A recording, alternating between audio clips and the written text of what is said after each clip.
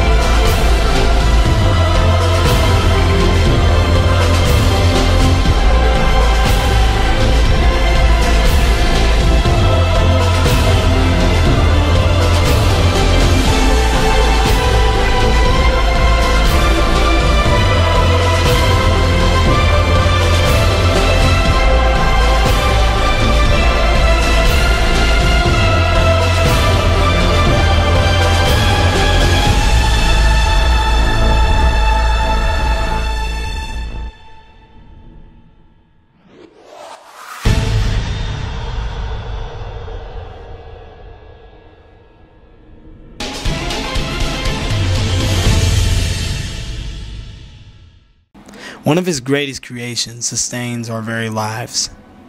We call it Earth. After making Earth, he stopped creating for a time, but we are not told for how long. So, all of this begs the question, who would go through all the trouble of creating all this, and why?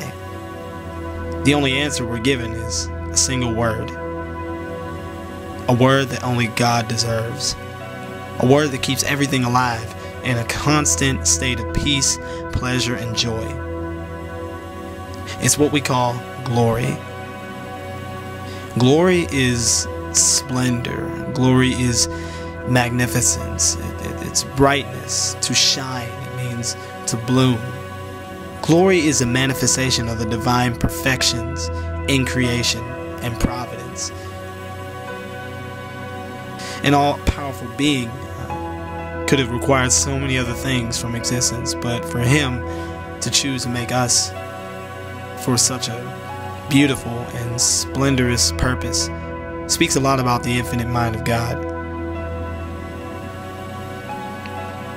It makes you wonder how he views words like love, compassion, self-sacrifice, perfection, mercy.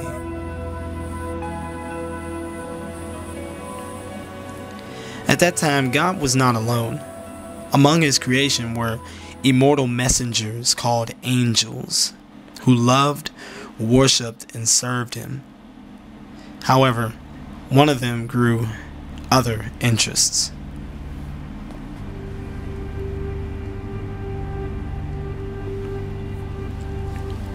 An angel named Lucifer had grown a desire to rule in the place of God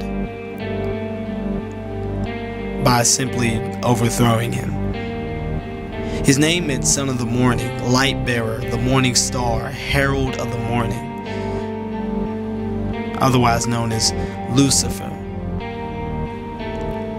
His attempt to supplant God, is really not known to us, but anyone with an imagination can discern that it did not go well for him.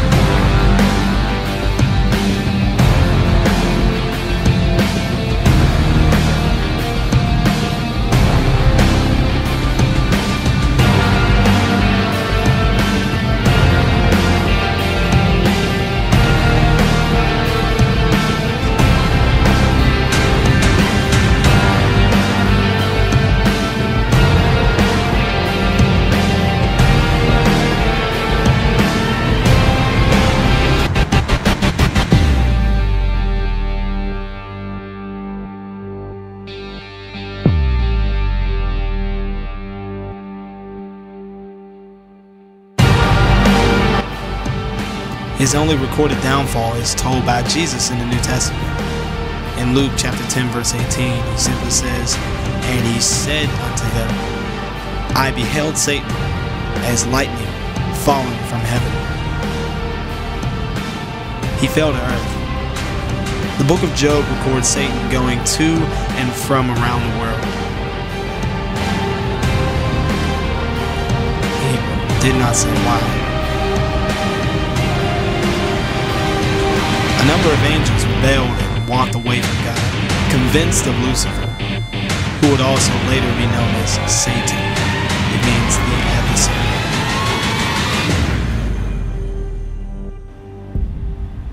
Since Lucifer was eternal, his penalty from God was also eternal, since nothing could justly be done in his place. Atonement for sins against God cannot cover beings who are eternal. Therefore, only judgment awaits him.